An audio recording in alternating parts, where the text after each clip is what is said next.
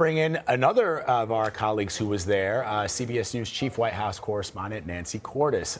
So, Nancy, you just heard the discussion that we had with Aaron.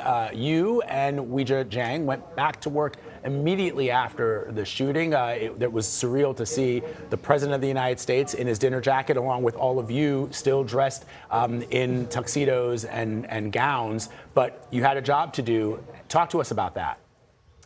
Yeah, and it was a difficult job to do under those circumstances, Vlad, not because we were necessarily in ongoing danger. It became pretty clear, as you know, pretty early on that we were safe.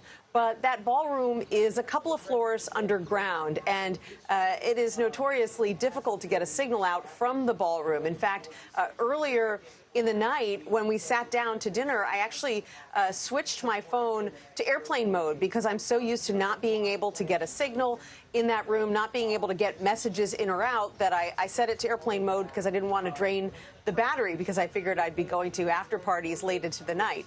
And so once this happened, I switched it back off of airplane mode. I was shooting some social media videos, but I couldn't upload them and actually get them out to CBS, to the network, because the signal was so bad. So once we were finally allowed to get out of the room, about 45 minutes to an hour later, my producer, Kristen Brown, and I started to try to make our way back to the CBS bureau so that we could continue covering the president's impromptu press conference at the White House, which was, again, pretty challenging given the obvious security precautions that were ongoing, trying to find roads that weren't blocked, and trying to sort of pick our way through the city back to the bureau as quickly as possible.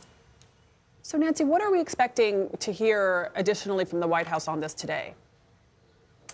Well, we know that Susie Wiles, as you've just been discussing, the president's chief of staff, is going to be sitting down this week with members of the security teams, the Secret Service and the like, to talk about the security plan going forward. Remember, this is a midterm election year, so the president, the White House is hoping, will be going out on the campaign trail repeatedly to stump for various members of Congress, to campaign for the Republican Party, which he hopes will hold on to control of the House. And, you know, they're going to have to review the security plan going forward, particularly given the fact that he has now been a target of suspected would-be assassins 3 times in less than 2 years. Of course, the concern is going to be, could this happen again?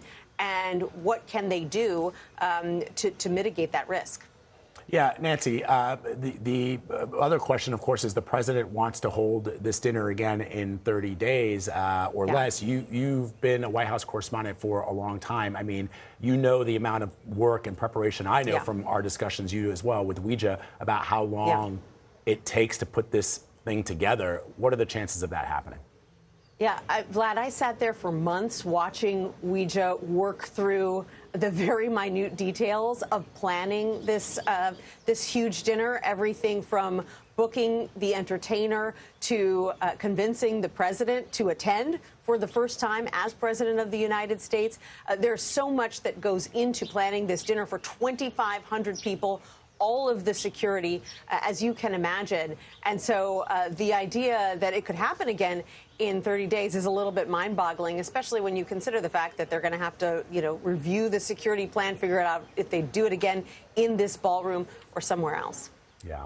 Nancy Cordes, thank you, my friend, for your reporting. So glad you're okay, but you are a stalwart journalist, and I'm proud to call you a colleague. Thank you.